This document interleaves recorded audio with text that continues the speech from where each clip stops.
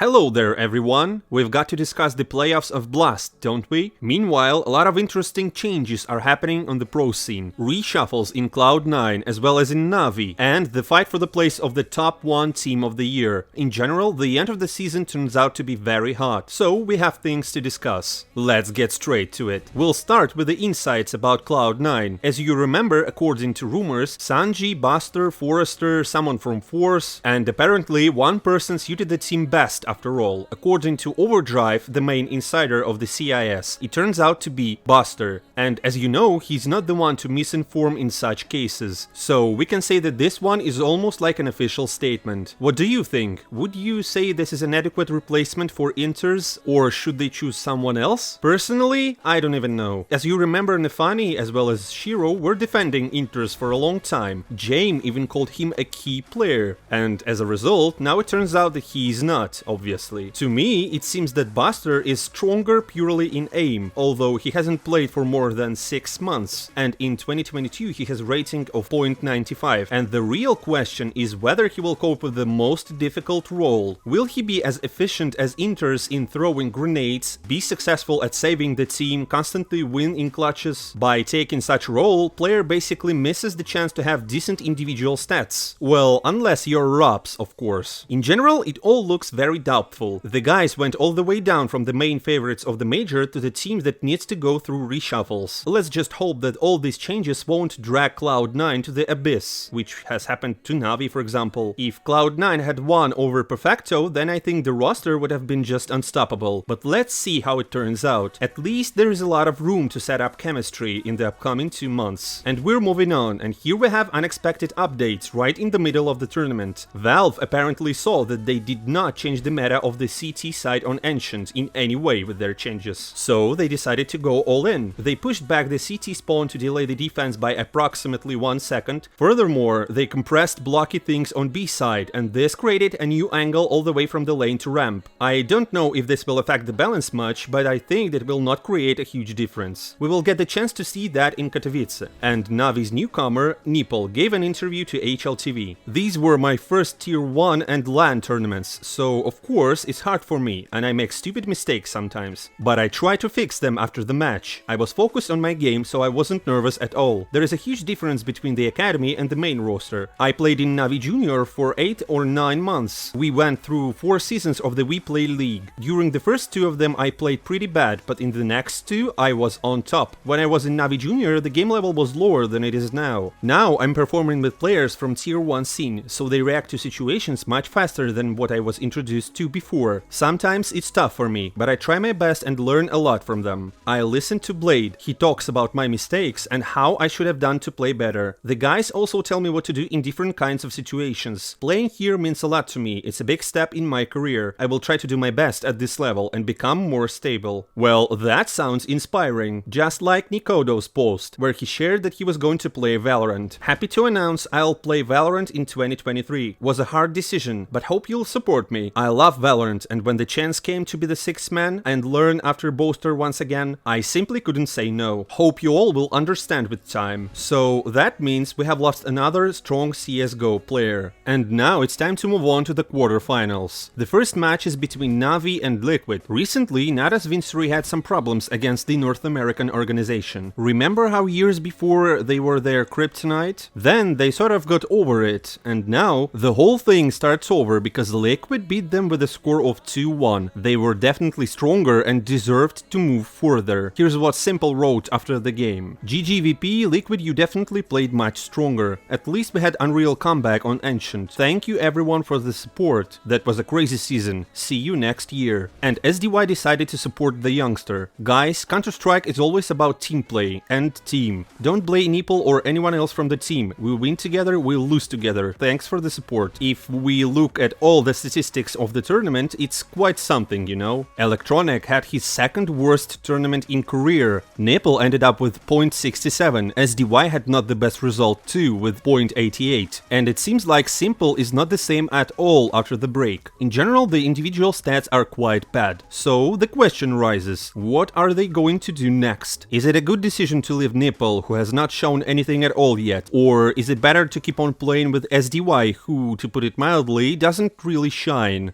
Navi signed him until the end of the year. Should his contract be extended or not? The whole CSGO community is now discussing and monitoring the situation. MSL offered Navi to find a new captain and return Electronic to the previous role. The Ukrainian analyst Petrek even offered to make a completely Ukrainian lineup, but only one person has a real answer to all this, and that is Blade. We haven't shown our best game on Mirage. We didn't have much practice with a new player, and we couldn't bring this map to the previous level. There was an option to play Anubis, but we decided to pick Mirage anyway. Now we will talk with the players, with the organization, and make a decision about our future. And as for Electronic, he needs to understand the composition he plays with. He needs a stable 5 to grow as a captain. In general, he calls very well in the middle of the round, but he needs players who understand him correctly and who are able to help him, because he can't talk all the time. Electronic can give an idea, and everyone needs to understand everything in the right way so that he can concentrate on his individual game. When the players and Electronic are on the same page, everything will be much better. I'm not worried about the individual game. We have no other captains in the CIS. It is what it is, and the captain is the most important person. He is the foundation of the team. All of you need to understand this already. Frag leaders do not play the main role, but the captain does. Electronic can be both a star player and a captain. Be it SDY or Nipple are unlikely to cope with this. We need a player with a lot of experience. We're not even looking for a new captain. It's not like we have to choose vegetables at the market. We know all the players on the pro scene. We see the picture quite clearly. So I don't understand why everyone is asking me about the new captain. Regarding Nipple, I can say that he did a great job. At first, he played so-so on Inferno, but then he got better. Considering that he has no experience, this is good. We need to give him more opportunities to look at his dynamics. My plans include us continuing to play with him. Apparently, this is the last tournament for SDY in Navi. It is unlikely that they will continue to move on as 6 players. As we can already see, it doesn't work properly. Friends, and what do you think about this? Who should better leave the lineup?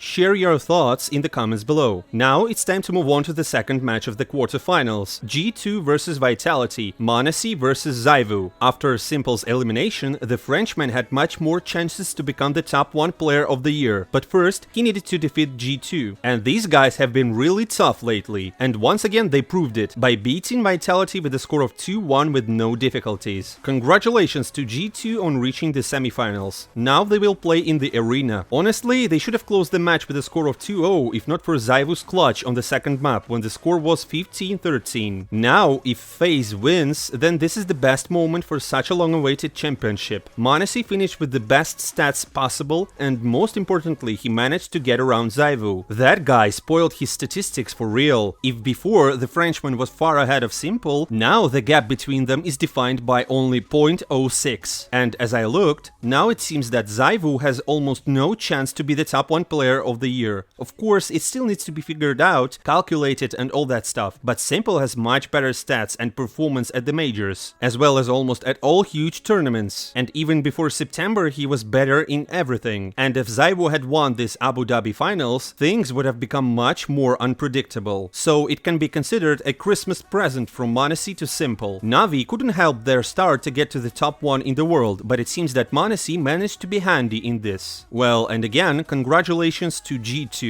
They needed it. Really happy to finally pull through in G2, and obviously with my dad passing away, it was, yeah, the only reason why I played was to distract myself and to distract my sister and my mom at home. So I'm just happy that we finally make somewhat of a deep run in a tournament for once.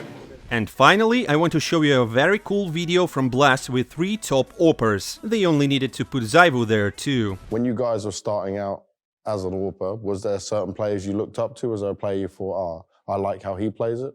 I watched a lot of demos of Kenias and Device. And man, Oscar as well, back at the days, he was unstoppable. I watched like some Fallen POVs. Fallen, yeah. Device, yeah. Like those AWPers. I mean, even called Zero sometimes. He's second AWPer, but he's, yeah. Actually, it's true. I was watching Cold Zero days before. It was one of the best examples for me was on Cash. Okay. If you're gonna talk about like main AWPers, it was Device most of the times. and Sasha, and Fallen back in the days, because he even gives some guides for Brazilian fans. And I had some people in my friend list that was good at translating. So nice. they was giving me these videos, and I was watching Mirage tips from Fallen. I even told it to him when we meet first time in real life.